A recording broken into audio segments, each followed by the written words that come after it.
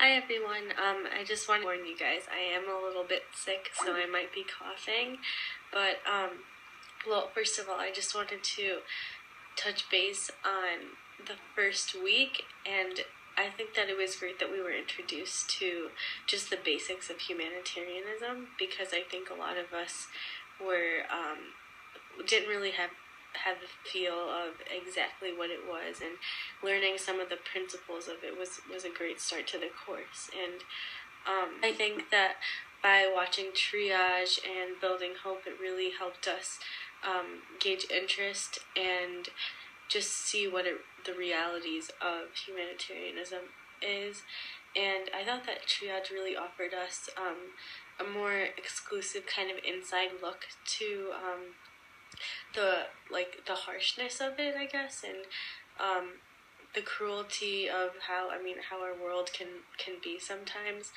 And I think Building Hope kind of contradicted that, and it was kind of showing how there is a better side to the world, and there are people who can make a change, and that's what humanitarian aid is for. So I think that was a great platform for us to start off on, and I think that there are different ways that we deal with world issues, and I think that Building Hope and Triage were definitely two different approaches at representing what humanitarian aid is.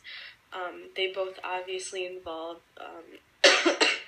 a lot of challenge and conflict and complexity, but that's where we can learn from it. And I think that moving on to week 2 and week 3, we did learn a lot about the complexities of humanitarianism through P. Walker's article, and I think that he really defined a lot of terms for us, where we might have been a little bit confused about, or we didn't really know how everything was laid out before. But I think that the idea of neutrality and partiality and double-edged sword and things like that really just plays a huge part in humanitarianism at this point.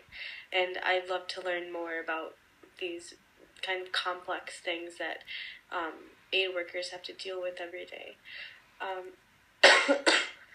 Sorry.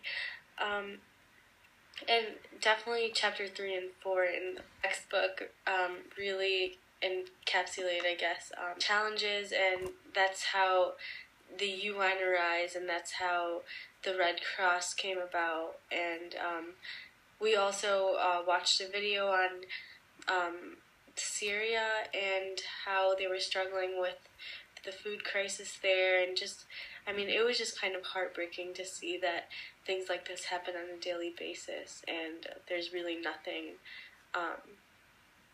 as far as aid that many people can do. Later on, we did have a virtual meet with Dr. Feta and Mr. Shump. So what we did talk about, though, was kind of how current events and how they play into everything right now, and how Dr. Feta experienced things on a day-to-day basis.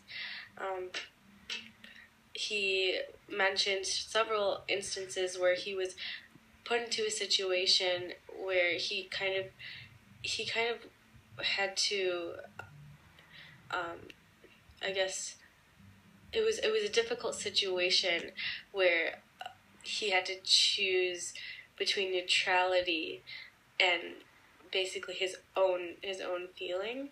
And I thought that was really interesting, because that's a really hard thing to do when you're put into like a pressurizing situation, when it's life or death especially.